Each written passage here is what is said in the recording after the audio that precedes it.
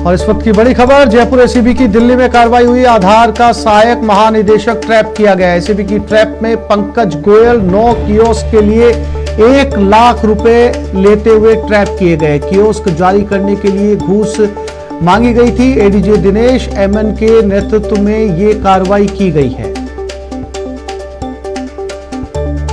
Trap की इस कार्रवाई को कोटा इकाई के हमारे प्रभारी हैं एडिशनल एसपी ठाकुर चंद्रशील, उन्होंने और उनकी टीम ने अंजाम दिया है। यह टीम दिल्ली गई और ठाकुर चंद्रशील और उनके साथियों ने श्री पंकज गोयल को रंगे हाथों गिरफ्तार किया और अब दिल्ली के घर में सर्च भी श्री चंद्रशील की टीम के द्वारा किया जा रहा है।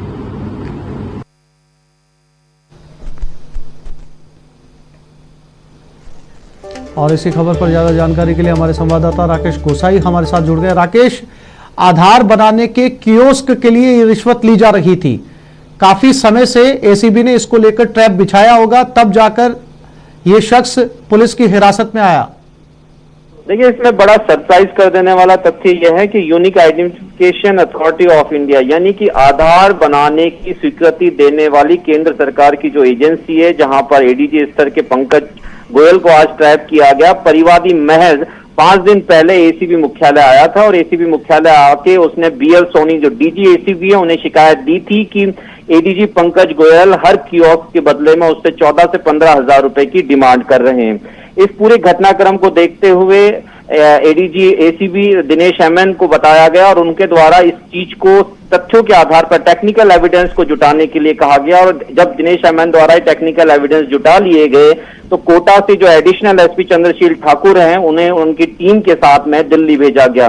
मौजूदा समय में पूरी टीम इस समय कार्यालय में unique identification authority of India के कार्यालय में है और इसके अलावा जो एडीजी पंकज गोयल हैं उनके आवास पर, दोनों जगहों पर टीमें मौजूदा समय में सर्च कर रही है। और सर्च के दौरान दिल्ली के तकरीबन 3 फ्लैट की जानकारी और जयपुर के आसपास दिल्ली रोड पर कई दस्तावेज ऐसे मिले हैं जहां पर बड़ी जमीनें होना बताया गया है।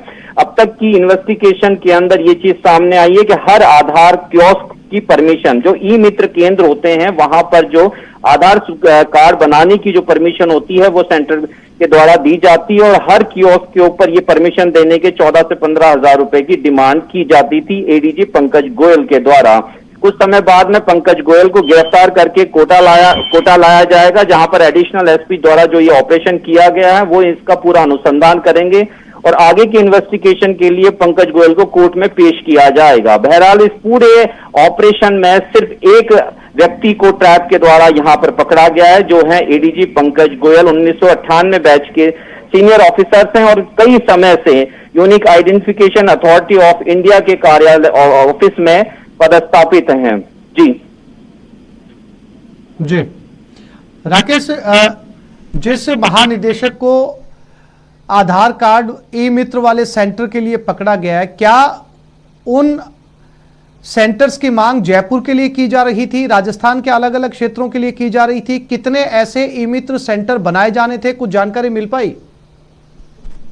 देखिए, ये केवल जयपुर का नहीं, जो आधार केंद्र की परमिशन थी वो 9 और 7 और इसके अलावा हैं, जो कि तकरीबन देखिए 15 से 16 कियोस्कों की परमिशन का एक बंच था।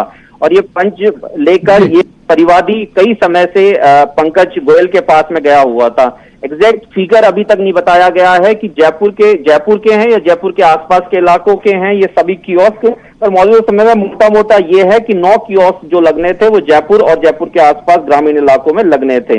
अब बड़ी बात यह है कि इन कियोस्कों की परमिशन के लिए किस एवज में यह पैसा लिया जाता था और किस तरीके से ये पूरा कार्य पंकज गोयल पिछले कई समय से कर रहे थे। परिवादी का नाम इस पूरे घटनाक्रम में इसलिए भी छुपा के रखा हुआ है क्योंकि एसीबी मानती है कि ये कियोस्क की परमिशन सिर्फ पंकज गोयल के ही हाथ में नहीं, उससे पहले भी कई ऑफिसर्स हैं जिनके हाथ में इसकी परमिशन रहती है। तो कहीं ना कहीं उनके पूरे घटनाक्रम से तो जुड़ते हुए नजर नहीं आते हैं, उसका भी एक अनुसंधान करना शेष है। यही कारण है कि अभी परिवादी को छुपाया जा रहा है, परिवादी का नाम डिस्क्लोज नहीं किया जा रहा। जी राकेश, तमाम जानकारी के लिए आपका धन्यवाद।